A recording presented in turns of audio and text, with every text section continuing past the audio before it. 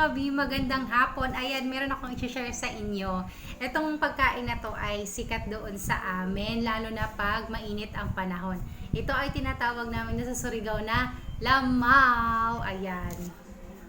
Buko, laman ng buko B. Tapos, syempre yung buko juice at condensed milk and wala akong Marie or yung Domino data, yung maraming biscuit dun sa loob na maliliit. Yun ang nilalagay namin eh. Wala ako nun kaya ang meron lang dito sa bahay ay Ribisco cracker. Kaya ito na lang din ang ilalagay ko.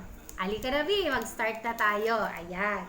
So, lalagyan na natin ng buko juice. Ito dito.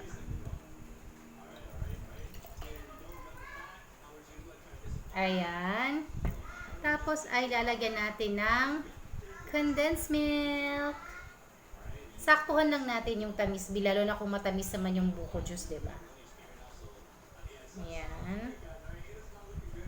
Tama na muna. Titikman muna natin.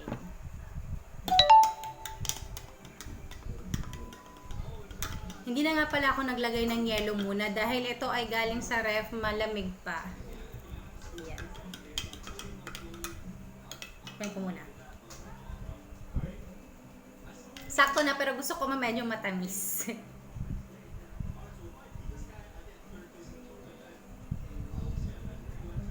Ayan. Tapos ilalagay na natin yung biscuit B, yung Ribisco. Dinurog-durog ko na to pero hindi ganun kadurog. Yung sakto lang. Ayan, kahit ganito. Uubusin natin itong isang pack na to.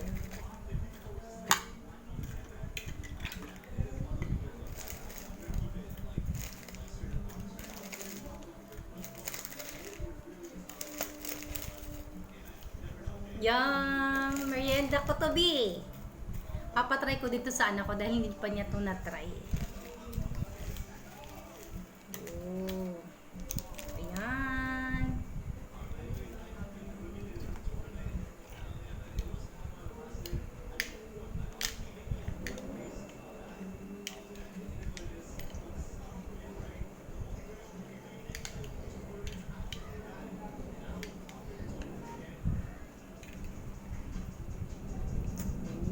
Excited naman ako dito, B.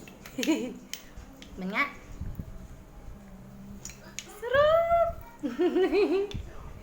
Na-miss ko talaga to, B. Alam nyo, story time. Charis, story time na naman.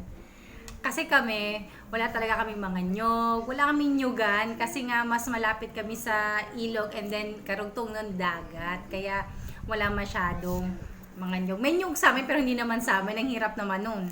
Diba? So, dumadayo pa kami dun sa nyoga ng mga pinsa namin. Bumabiyahe pa kami. Pero mga malapit lang naman, mga 30 minutes, ganyan. Doon, nanghihingi kami ng buko, tapos ginaganto namin, di ba, B? Kaming magpipinsan, yung mga nanay at tatay namin, ganun. Nagiging bonding namin once in a while lang. Kasi syempre, nakakahiya naman kung lagi-lagi, di ba, manghihingi ka lang ng buko. Kaya, ayan, eto na, B.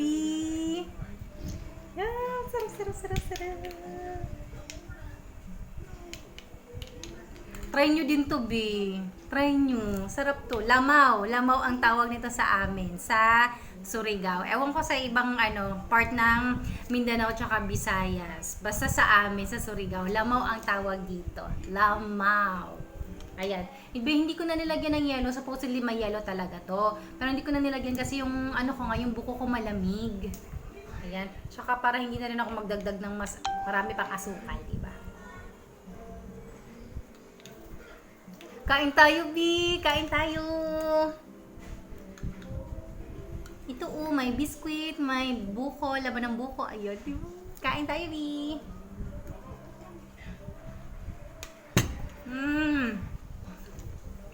Harap, B! Lamaw!